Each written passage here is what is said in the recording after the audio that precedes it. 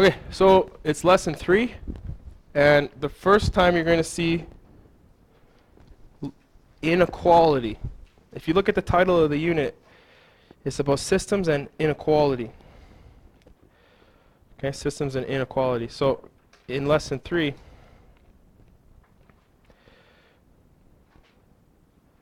for the first time you'll see what this is. Inequality in one variable you're used to, and inequality in two variables you've probably never seen before. So you can give yourself a highlight on the single variable. And this is stuff that you've seen before. We did this when we were doing like radical equations, when we asked ourselves where was the radical positive or the radicand. We did this when we were doing absolute value, so we're used to this. Okay, we just solve it like a normal equation, and we really try to avoid dividing by negatives. Okay, so again, avoid dividing negatives, because it flips the sign and you probably forget about that and it's weird. Okay, so let's take a look at this. Consider this inequality. So if I want to solve this, I just treat it like it's an equal sign here. Treat that like it's an equal sign. It's going to distribute. So I got a minus 6, a minus 2x, and a greater than 12. And there it is. There's that negative x that I'm afraid of. So I don't want to deal with that. So I'm going to slide them to the right. Okay, and I'm going to slide the 12 to the left. So I got a 4, I got a minus 6, I'm going to have a minus 12, and a positive 2x. Just move all constants to one side, all the x's to the other side, just like you would normally do. 4 minus 6 was at negative 2, minus 14. And then here I'm going to divide by a positive 2, which keeps the sign, and negative 7 greater than x. And nobody wants to read it like that. That's weird. So I would always flip it. X is less than negative 7. Everybody reads it like this. This makes you more happy. It's just nobody reads inequalities with the x on the right. It's kind of bizarre. Okay, so x less than negative 7. This is what satisfies this inequality. Now they want us to check. So use a test. Use a test. So just pick a number. Negative 6? I don't know about negative 6. I wouldn't choose negative 6. Why? It's not in the region, right? Or the interval. So pick negative 8. Okay, so use x negative 8. Throw it down in the original. And what do we got? We got a 4. And we're going to minus 2, and we got to go 3 plus x, which is negative 8. And we got to check if it's greater than 12. So 4 minus 2, 3 minus 8 in the brackets. Deal with that first. 3 minus 8, negative 5. So then you got a 4 plus a 10, and you got 14. 14 greater than 12? So then yes, we happy. Then it wants us to put it on the number line with a graph. Okay. So slap 0 in the middle, usually. Does it even matter? Probably not. I wouldn't even put the 0. It's kind of weird. I don't know why I did that. Find negative 7. That's what we want. This one. This is what we want. Negative 7. And what are we saying? All the x values are bigger or less than? So which way do we shade? Left or right? So then we want to shade this way. Okay, and then the proper way to do this on the number line, you guys don't use highlighters. So the proper way to do this, we have to look at the sign. So which sign did we use? It doesn't matter if it's less or greater. It does matter if it's less or equal, greater, equal. So right here, make a little note for yourself. These two signs, we use open dot.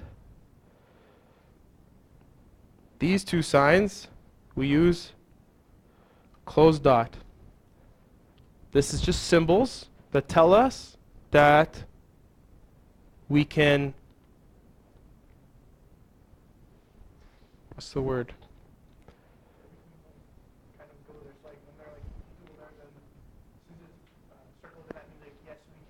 touch it. Yeah, good. Good, I like the word that you chose. I like the word that you chose. Include endpoint. That's for this. And then not include endpoint. Whoa, can't spell. Not include endpoint, we use open circle. So you get infinitely close, but you don't touch. So imagine getting really, really close, but never, never touching. Kind of like the friend zone.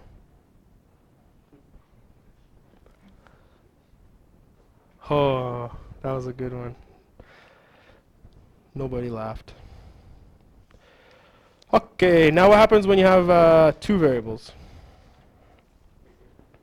So what happens when you have two variables? Okay, and we're going to keep it linear to keep it simple. We're going to keep it linear. So before we read all that crap, let's look at this. Now please don't write anything for now, just watch. What if we had y equals x? What would that look like? Straight line? In which direction? Up to the right or down to the right? Up to the right. And the slope is 1 over 1. The slope's right here, mx. So 1 over 1, so that means we go over 1, up 1, over 1, up 1, over 1, up 1. So these points just form a line, right? So that's if you have equality. We don't have equality. What do we have? Greater than. So it says, what y values are bigger than the x values? You shade all this. It's weird, right? Let's look at some of their examples. Look at this. This is how you'd shade. It's like you're shading an infinite plane. That weird when I say that? Okay, let me show you planes. So I'm going to pause the video while I look for this. Dimensional space. Objectives. To learn about three-dimensional space. To learn about the coordinate plane. Okay, there's a plane, there's another plane, there's the other plane. Did you see them? So that's like our three-dimensional space. There's an x-plane, like you can go anywhere in the x-plane, and then there's the y-plane, and then there's the z-plane. So you can think of it as left, right, up, down, and into the page, out of the page. That they are mutually perpendicular, and also have a point O come on all three planes. These three planes intersect on the lines at coordinate system. So basically, it's just an infinite sheet of paper. Does that make sense? Kind of like this.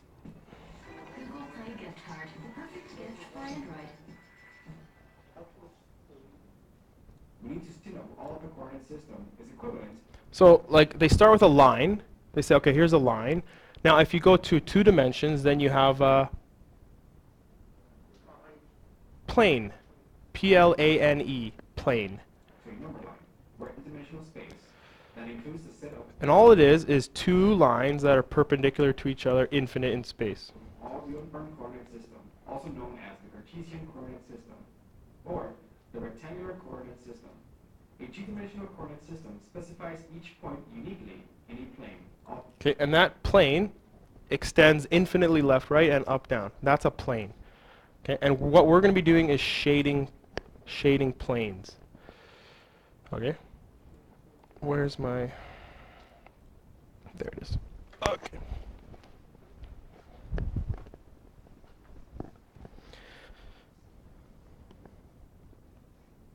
Okay, so let's do this properly. Okay, so just a little note on notation. Just like how we used the circle for this, and we shade and go that way, or yeah. And then just like when we shade and go that way for this, it's something similar for the planes. We use the dotted line for like something like y greater x, and we use the filled in line for y greater equal x, just to try to approach something similar in terms of symbols. This one will be dotted, yeah. Now drawing a dotted line is difficult. If you have a straight edge, it's way easier. So I got rulers up here. You can use your ID cards, whatever. Yeah, do whatever it takes. So for me, I can just draw a dotted line through y equals x. So this is the line y equals x. And this is all recall from Math 10, the linear functions unit. And then I'm looking to shade the infinite plane. It's like a half plane, if you think of it that way. It's an infinite half plane. So you shade like this. And like, why did I shade above? Because it's never actually going to reach those areas. Yeah, because if you read this, it basically says, like, where is y greater than x? Well, you think of it as like above the line.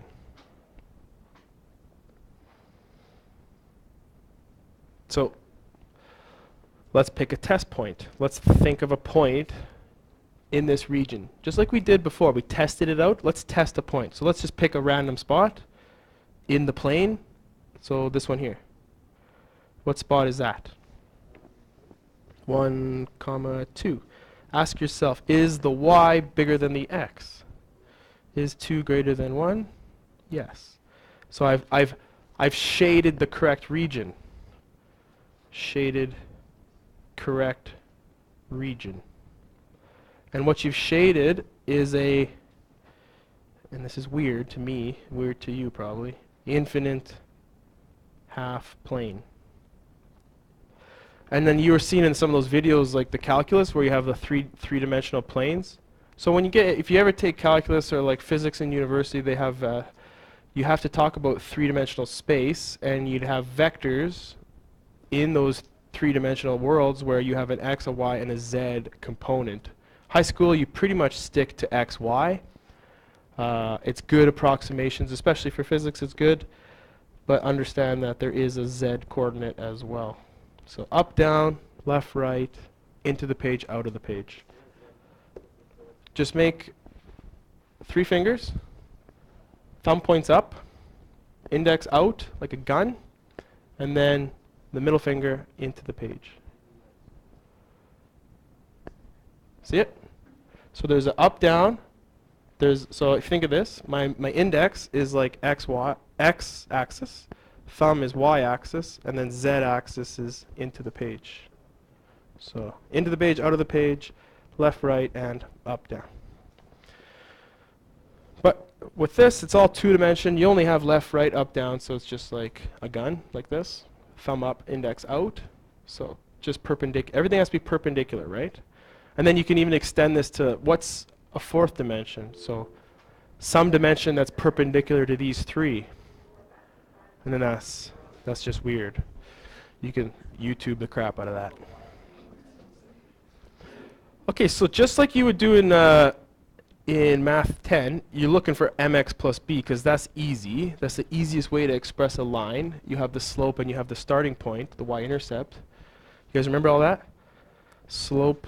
Whoa, what is that? What is happening? Slope and right here, y-intercept.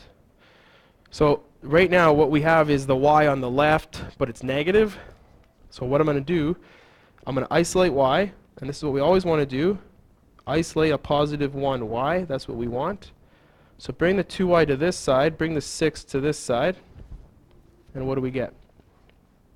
3x plus 6 is, almost wrote equals, is less or equal to 2y. Now just like we would do in Math 10, we'd divide out the coefficient 2. So divide out 2. Over here, divide out 2. And we get a 3/2 x plus a 3. Almost wrote equals again. Less or equal to y. Okay, so can we sketch that? What does this slope mean, Shaq? This messes with you? Remember, slope in math we denote m, delta y over delta x, x, the change in x in the bottom, the change in y in the top. You commonly refer to this as the rise over the run. So all it means is as the x changes 2, the y changes 3. So you think of this as like if you're filling up a bathtub full of water, as you put in 3 liters, it takes 2 seconds. Okay, so over 2, up 3. Where do we start though? No, where do we start? The y-intercept. So start at 3, because we know when x is 0, y will be 3. The constant is always the y-intercept. The constant is always the y-intercept. So we go over 2, so da-da-da-da-da, up 3, da-da-da-da-da. There's the second point. And again, you only need 2 points, because then all you need is a straight edge. Now, do I draw a filled line or a dashed line? Good. And then I just connect the 2 points. Try your best to connect the 2 points. Yes.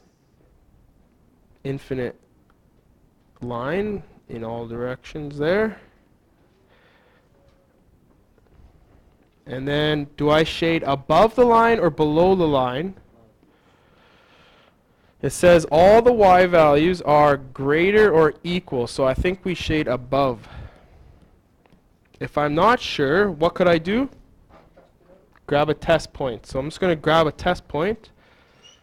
I'm going to grab an easy one like right here. What's that spot? -3, 0. Why is it easier to use that one? There's a 0 in there. Okay, so I got 3/2 x. So 3/2 x plus 3. And this is going to be less or equal 0, hopefully. Multiplying through, I got -9 over 2 plus 3. That's like -4.5 plus 3. -1.5 less or equal 0. Yes, it is. So I've shaded the correct region. Questions, concerns?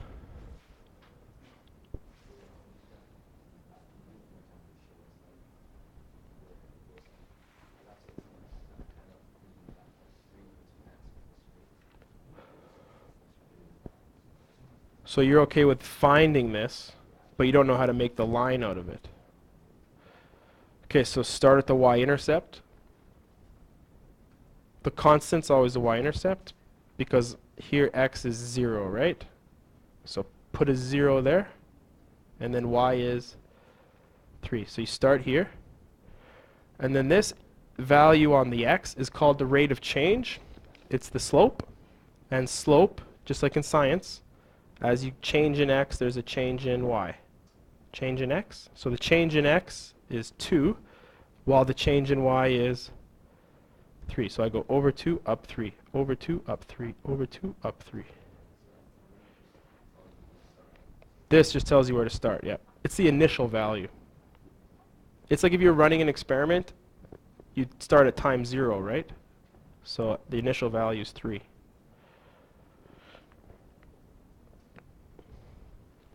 Okay, graph the following inequality. The nice thing about this guy here is that it's already in the mx plus b form. So there's no work to do. It's almost a joke, right? So what's the slope? 3 over 4, so that means I go 4 to the right and 3 up. If that was a -3, I'd go down. 4 to the right, 3 down. But it's positive rate of change, so as we go to the right, we go up. Where do I start? 3. Okay. I'm not going to go to the right because I'm going to go off the page. So I'm going to go to the left. So if I go left 4, 1, 2, 3, 4, I should now go down 3. So 1, 2, 3. There's my second point. Do I use a dotted line or a full line? Dotted line. And do I shade above or below? below. So infinite half plane shaded below the line, and the dotted line because strictly less. So because it's strictly less, we use the dotted line. And because it says y is less than the curve or the line, okay, you can think of the function. You'd be like, y is less or equal to the function. And that's kind of weird to write it like that. So I'll just say curve. Y is less than the curve. So we go below. And then let's test it out. What's the easiest point to use in this situation? Even easier? Yes. 0, 0 is always the easiest point to use as a test, except for what? As long as your line is not on the origin, you're good. If your line goes straight through the origin, like we did in y equals x, like for this one, we're not allowed to use this as a test point because y equals x. We can't use 0, 0 there. That's why I chose a different one. I definitely could have chose 0, 0 here. If I chose 0, 0 on this one, I would have looked for a contradiction. Okay, because I chose a point outside the solution region. Now over here, I'm choosing 0, 0 in the region, so it should make sense. Okay, pop in a 0. Less than 3/4 times 0 is 0 plus 3, and then you ask yourself, is 3 greater than 0? Yes, it is. So I've shaded the right region.